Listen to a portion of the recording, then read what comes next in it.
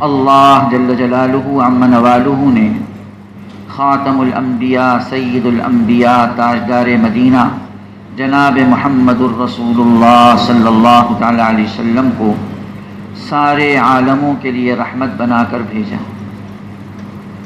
آپ کی ذات مبارک رحمت انسانوں کے لیے، جنات کے لیے، حتیٰ کہ آسمانی مخلوقات کے لیے، عالم جو فضائی مخلوقات کے لیے، عالم بحر کی مخلوقات کے لیے، اور صرف انس و جان اور فرشتوں کے لیے نہیں، جانوروں کے لیے، صرف جانوروں اور حیوانات کے لیے نہیں بلکہ نباتات کے لیے، بلکہ جمادات کے لیے، سارے عالموں کے لیے اللہ نے آپ کو رحمت بنا کر بھیجا۔ وما ارسلناک الا رحمۃ للعالمین۔ حضرت عبداللہ ابن عباس رضی اللہ عنہما فرماتے ہیں، آسمان سے دو امان اس امت کے لیے اتارے گئے، ایک حضرت رسول پاک صلی اللہ تعالی علیہ وسلم کا امت میں وجود مبارک، اور دوسرا امت کا استغفار۔ جب تک حضرت رسول پاک صلی اللہ تعالی علیہ وسلم امت میں ہوں گے امت کو عذاب نہیں ہوگا۔ وما کان اللہ لیعذبہم وانت فیہم، اور آپ کے دنیا سے پردہ فرمانے کے بعد بھی استغفار کا عمل امت سے عذاب کو دور کرتا رہے گا۔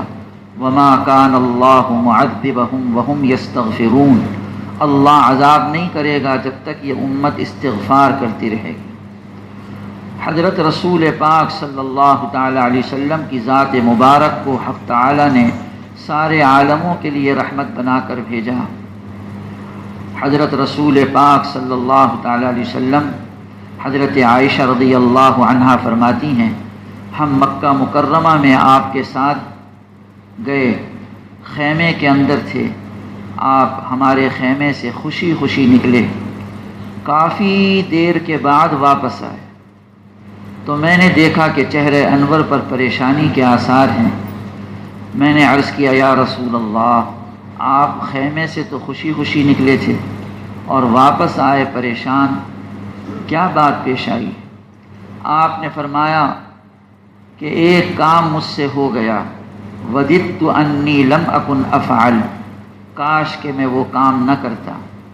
میں نے عرض کیا، یا رسول اللہ، آپ سے وہ کیا کام ہو گیا؟ آپ نے فرمایا کہ میں بیت اللہ میں داخل ہو گیا، کاش کہ میں بیت اللہ میں داخل نہ ہوتا کہ میرے بعد میری امت آئے گی اور وہ سنے گی کہ ہمارے نبی بیت اللہ میں داخل ہوئے تھے۔ ہر ایک کی تمنا ہوگی کہ وہ بیت اللہ میں داخل ہو، لیکن اس وقت ہر ایک بیت اللہ میں داخل نہیں ہو سکے گا، گویا کہ میری امت کا دل ٹوٹ جائے گا۔